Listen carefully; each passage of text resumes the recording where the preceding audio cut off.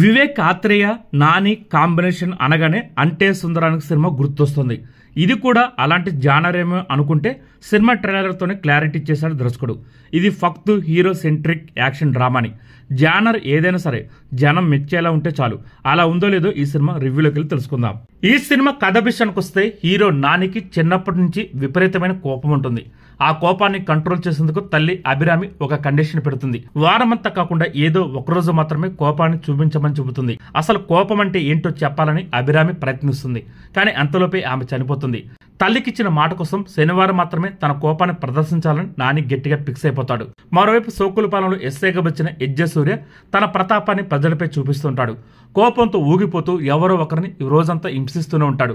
అలాగే ఎస్జే సూర్యకి తన అన్న ఎమ్మెల్యే అయిన మురళీ శర్మతో ల్యాండ్ సమస్యలుంటాయి. మురళీ శర్మను చంపాలని ఎజ్జే సూర్య ప్లాన్ వేస్తాడు. ఇలాంటి టైంలో హీరో నానిని సోకులపాలెం తీసుకొస్తుంది కానిస్టేబుల్ అయిన హీరోయిన్.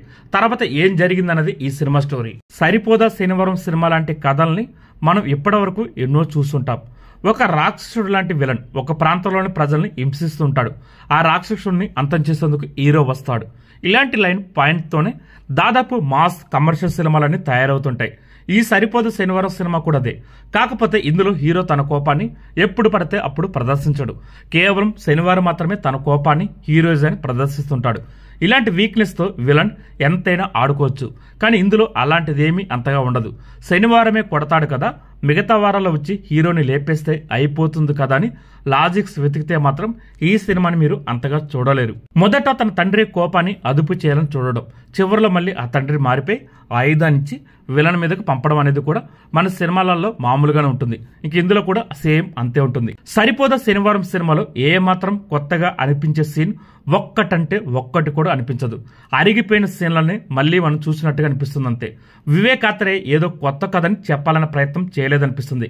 రెగ్యులర్ మాస్ కమర్షియల్ సినిమాలకు వాడే ఫార్ములా టెంప్లెట్ వాడుకుని నాని ఎజ్జే సూర్య వంటి వారితో గట్టెక్కాలని అనుకున్నట్టు అనిపిస్తుంది.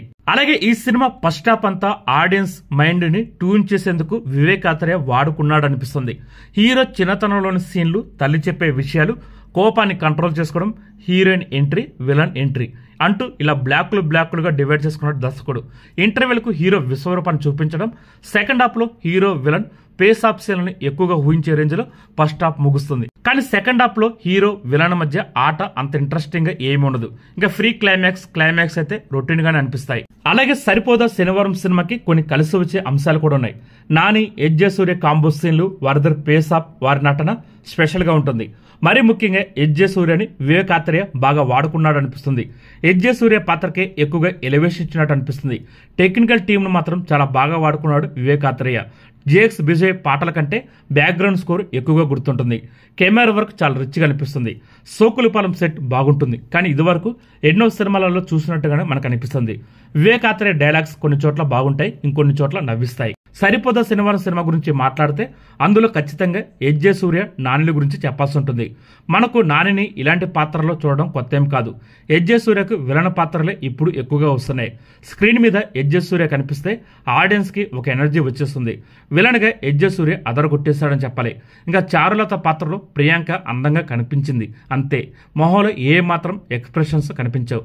ఒక బొమ్మలా అందంగా తెరపై కనిపిస్తుంది అంతే. ఇంకా సాయి కుమార్ కు మంచి పాత్ర పడింది.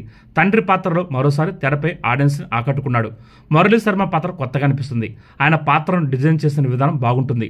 తల్లి పాత్రలో అభిరామి, అక్క క్యారెక్టర్లో అదితి, శుభలేఖ సుధాకర్, ఆలీ, సత్యప్రకాష్ ఇలా అన్ని పాత్రలు ఓకే అనిపిస్తాయి. ఫైనల్ గా సరిపోదా శనివారం సినిమాకి పెట్టిన డబ్బులకు సరిపోతుందంటే సరిపోతుందని చెప్పాలి. లాజిక్స్ వెతకకుండా సినిమా చూస్తే ఖచ్చితంగా సరిపోతుంది. ఇంకా కొత్తదనం ఎందుకు, థియేటర్లో ఉన్నంతసేపు ఏదో అలా ఎంటర్టైన్ చేస్తే చాలు కదా అనుకుంటే ఖచ్చితంగా సరిపోతుంది ఈ సినిమా.